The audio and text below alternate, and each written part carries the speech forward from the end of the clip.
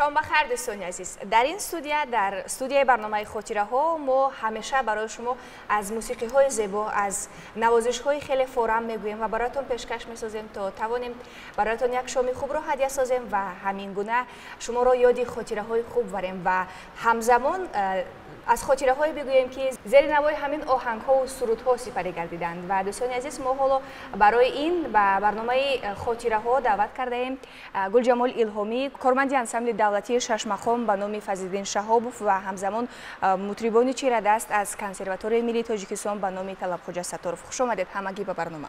تشکر، سلامت باشید. گلجمال، در آغاز یک نوازش بسیار خوب اجرا کردید و همین نوازش نیز گلجمال نام داشت. بله، اولا سلام و درود عرض میکنم به تمام تماشابینان و هواداران برنامه خاطره ها، به شما عزیز که ما را به این برنامه باشکوه دعوت کردید.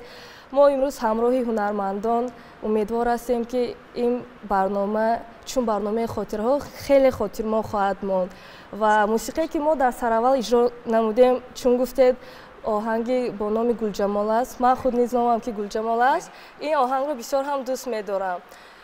این آهنگ اصلا چون آهنگ کلاسیکی خیلی معروف است، ولی این آهنگ رو یک استادی ما، یک بسته‌کاری خوبی ما، استاد غنیجان تاشمتوف ایجاد کردند. در بسیار این آهنگ از طرف دانشجویان، از طرف استادان در بسیار چی گویم کنسرت ها اجرا کرده شده است. خیلی آهنگ دردناک، خیلی زیبا می باشد. من برای چی این آهنگ رو انتخاب کردم؟ اولا اینکه آهنگ کلاسیکی، برای چی کلاسیکی میگم؟ ممکن این آهنگ در پردای ششمقام ایجاد کرده شده است، برای همین هم اصلا چون آهنگ کلاسیکی معروف است. من در همین آهنگ یک خود را تصور کردم میتوانم، چون خودم را در همین آهنگ میبینم، چون بسیار آهنگی پر از درد و زیبا. این آهنگ عموما در دو نمود آمده است. این را میتوان هم چون نوازش استفاده برد، باز این را حافظان در نمود سرایندگی نیز اجرا کردند. بسیار هم آهنگ کهنه زیبا می باشد که تا همین دم از موبایل نرفته است.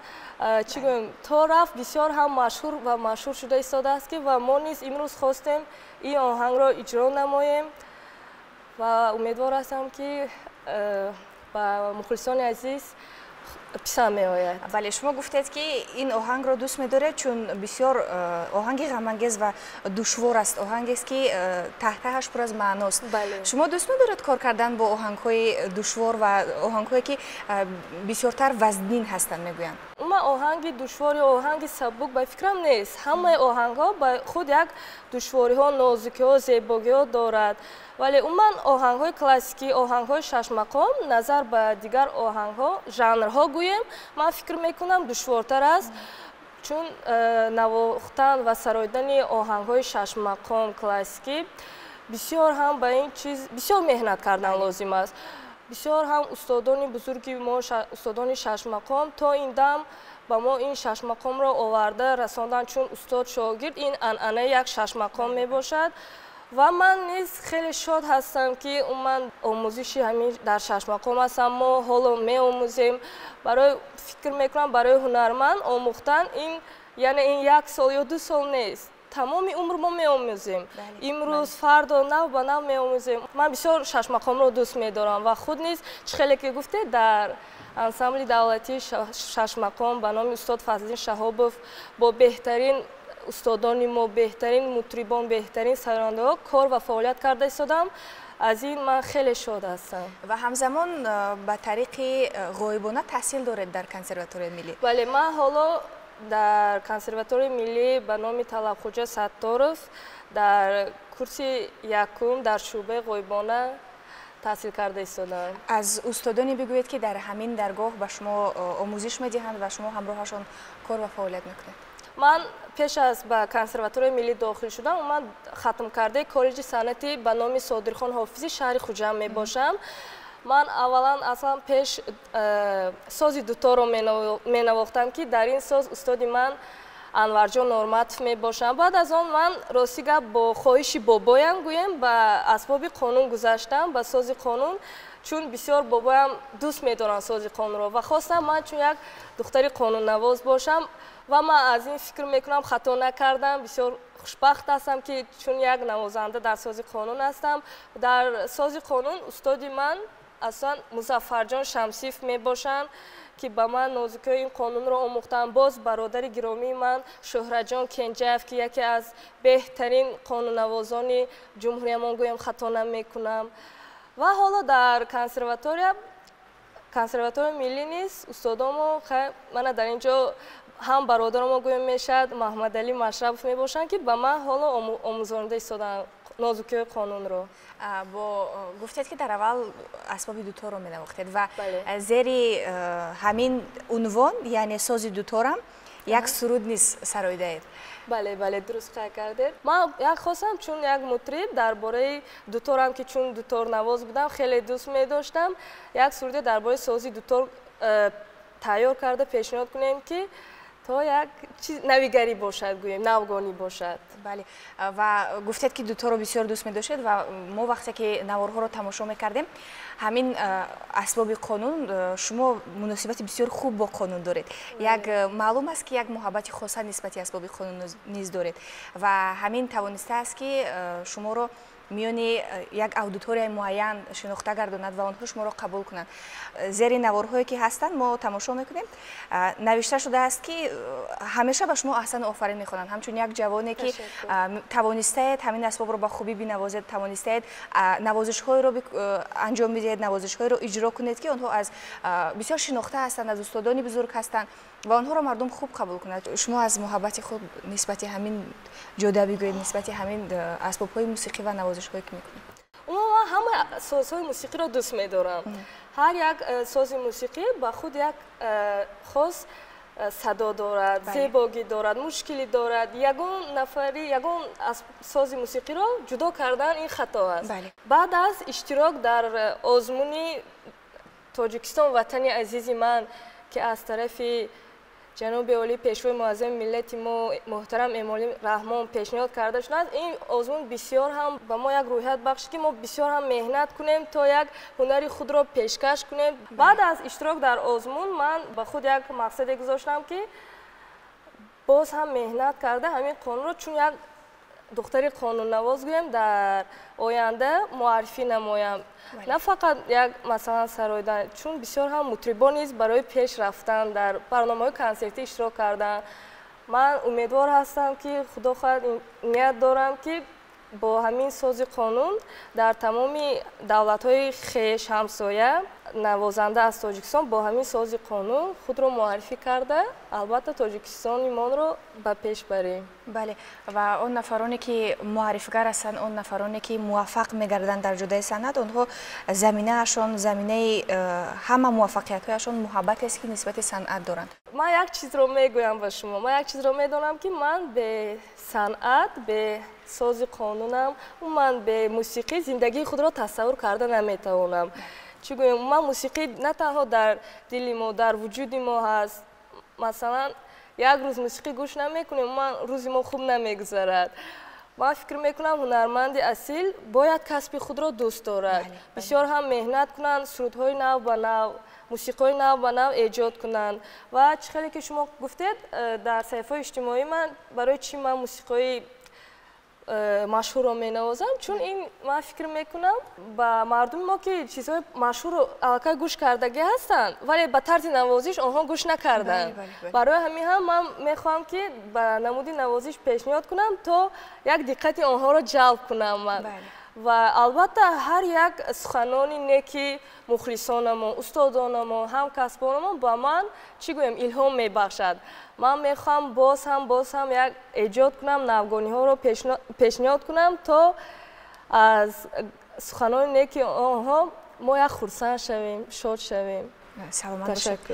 биёед як оҳанги дигар мешунавем Гулҷамол, баъдан боз суҳбатро идома медиҳем. саломат бошед.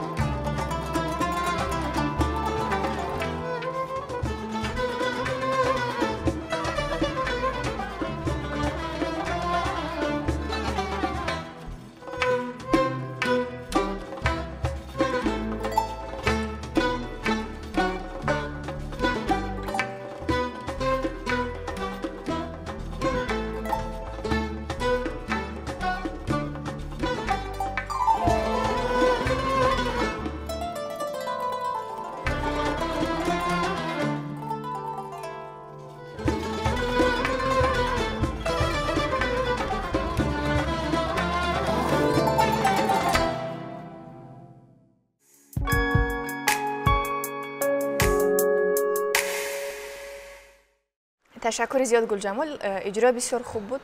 بیاید درباره همین نوازش بگویید. این نوازش مالی کیست؟ شما از کدام استادان این رو برگرفته باز اجرا کردید و اولین مراتب کی؟ آهنگی که ما حالا اجرا نمودیم با نام هلال می باشد که از یکی از استادی غیچک نوازی ما آهنبایف مدامین می باشند که ما این آهنگ را من اولین بار در همین صحنه شما اجرا نمودیم همراهی مطربان. ما این گویم یک از زاپیس‌های کهنه گویم گوش کردیم و همراهی مطربان چی گویم یک مصلحت کردیم که همین آهنگ را نوازیم. بله. از آنی که شما مخلصی میکنید، پیروی میکنید و دوست می‌دارید دمیربک اولیموف رو با خبر هستیم. حتی برای آن کس سرود نیز سرای دهید. بله. من چون یک مخلصی خردکه که ستاره استراد تاجیک شادروان دمیربک اولیموف هستم. با برادر عزیزم من حالا دانشجوی کالج صنعت بودم که ما شناس شدیم. اولین شناسایی ما در یک محفل در یک کوین که ما بین کالج ها گذرانده شده بود. من چون یک مخلص دمیربک بودم، من سرودهای آن کس را تقلید میکردم و همین طور یک روز در همون کوین ما اکای دمیربک رو دعوت کردیم. بعد در همونجا همراه ما سرایده من تقلید کردم.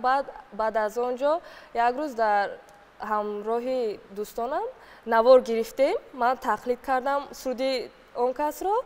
بعد به صفحه اجتماعی گذاشتیم. بعد برادرم در همون از صفحه اجتماعی دیدم با من نوشتم ای بهترین کو ای بسیار هم کپی گفته خیلی شوخی به شوخی گپ زدن. بعد همون نواری که در صفحه اجتماعی بسیار هم مشهور گردید، بعد از همون نوار شناسایی ما سر شد. همین طور من بسیار سرودهای اون کس را تقلید میکردم. در بعضی کلیپ‌هایشون ثبتاشون من نیز اشتراک کرده هستم. من مقصدی من نیز سرود سرایدن از این بود که همراهی دمیربک اولیموف چون یک دویت خوانم، این یک مقصدی کودکانه من گویم هم میشد. نصیب نکرد خیلی تقدیر مثلا چی گویم یک ارمان بموندیم خیلی این یگون معنی. شادروان بسیار یک صنعتکاری حرفه‌ای بودند که با سن سال جوانشون همگی آنها رو دوست می داشتند و شما بگویید که وقتی که با یک انسان حرف میزنی، با یک انسان گفتگو میکنی، مخصوصا با صنعتکاران، سخنهای آنها در ذهنت در خاطرت میماند. از دمیربک اولیموف برای شما چه خاطره خوب مونده است؟ بعد از همون نوارایی که تقلید میکردم من، وقتی که ما صفحه اجتماعی خیلی مردم مثلا دل همه را یافته نمیشود. بعضی نفران پسند میکنن، بعضی نفران پسند نمیکنن. وقتی که همون نوارا میگذاشتیم بعضی مردم ها گپ‌های پست و بلند گویا می نوشتن میگفتن. من کمی زیق میشدم در اول. بعد برادرم یک روز گفتن که شما این گپ‌ها به اهمیت ندید. گفتن اگر شما هر یک این گپ‌ها رو گوش کنید و اون تو گفت گوید شما پیش نمیرید خواهرم. گفتن بعد همون گپی برادرم راستی هر یک چی مثلا من حاضر مثلا من رقص کردم می نوازم این چیز هم به همه پسند نمی آید. مثلا وقتی که همون گپ ها بعضی مردم میزنن چی رقص میکنی، من همون گپ های برادرم به خاطرم میاد که اهمیت نده. بله. برای همین هم این یک چی گم از طرف دمیربک اولیموف برای من یک پند نصیحت. بله. خوب. بله. و گفتید که رقص کردن می نوازید. ما همین رو اهمیت داده بودیم و در نوارهای کلیپتون فکر میکردیم که این تنها یک هنر اکتوری است که در اونجا اجرا میکنیم، ولی وقتی که از پیش دیدیم واقعا همین گونه است. شما با یک شور و شوق خاصه می نوازید. بیاید آهنگ دیگر رو بگوییم که کدام آهنگ رو برایمون حالا اجرا میکنید؟ چون من یک مخلصی گفتم برادری ما دمیربک اولیموف هستم، از برادرم یک بسیار هم سرودی مشهورشون که تمام دنیا رو جلب کرده است، سرودی دنیا می باشد که با طرز نوازش با مخلصان عزیز پیشنهاد میکنیم. مرحمت.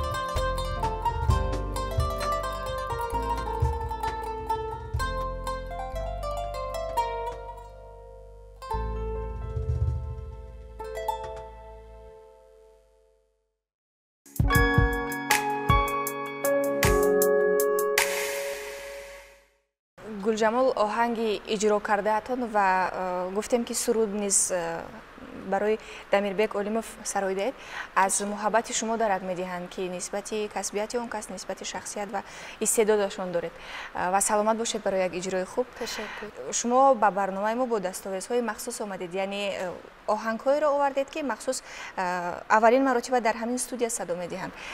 چگونه کار کردید همراهی بچه‌ها و این آهنگ رو غیر از شما شنیدید کسانی دیگر نیز اجرا کرده باشند؟ بله، چه که کار کردید ما امروز برای برنامه شما آهنگ‌های نو و نو که ما حالا در یگان جا ننواخته بودم همراهی مطربان کار کردیم. آهنگ نوبتی که ما حالا اجرا میکنیم آهنگ شایسته من میباشد که بسیار هم آهنگ کهنه میباشد. استادان ما اجرا کردگی هستند، بسیار دایره نوازان. این آهنگ ما اصلا بیشتر چون نای نوازان نواختند، دایره نوازان، چیگون رباب نوازان، ولی در ساز قانون این آهنگ ننواخته شده است. ممکن نواختن ولی من نشوندگی هستم.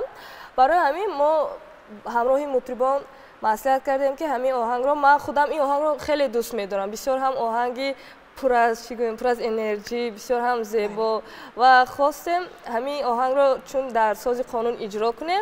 همراهی مطربان بسیار کار کردیم برای چون برنامه شما خیلی برای زیبا گذشتنش. امروز بهترین مطربان چیره دستی دانشجویان کنسرواتوری ملی به نام طلبخواجه ستارов خیلی قید کردید و هر یکی آنها مینداری خویش را بیان میکنم و یک چیز را گفتنی هستم که در اینجا یک برادری ما و همکورسی من نیز هستند، حامد جان در ساز قشنه. این نفر از جمهوری ازبکستان از شهر سمرقند می باشند که در این برنامه شما اشتراک کرده ایستادند. شما دن سلامت باشه. گلجمال در آغاز برنامه گفتید که شما رو بابایتان پیشنهاد بابایتان بود که شما قانون بنوازید. یک کمی از خاطره ها از دوران بچگی بگویید و یا زمانی که به قانون نوازی شروع کردید برای بابایتان می‌نواختید؟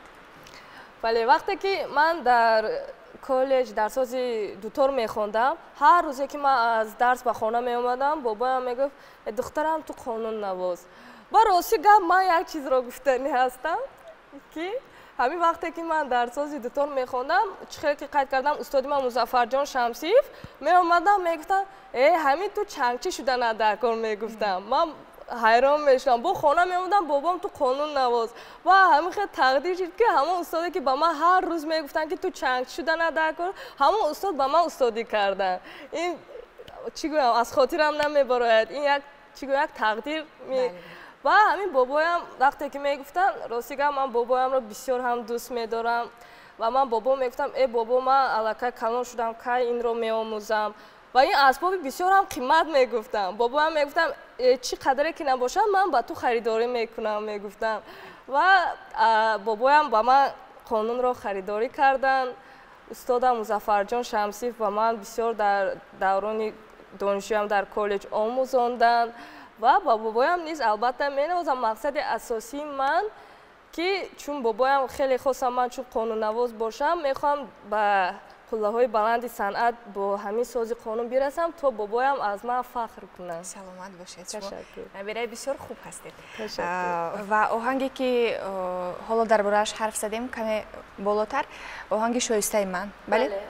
قرار است که در انجام برنامه این آهنگ رو شما برای ما و مخلصان برنامه خاطره ها و من تمام تماشابینان تلویزیون سفینه پیشکش سازید و تشکر میگویم به گلجمال و گروه مطربانی که امروز در برنامه ما رو همراهی کردن و نوازش های خیلی زیبا رو برایمون اجرا کردن و پیشنهاد ساختن. اینجا یک نوازش زیبای دیگر در اجرای این گروه حرفه‌ای میشنویم و تا خاطره های دیگر با شما خیر میگوییم.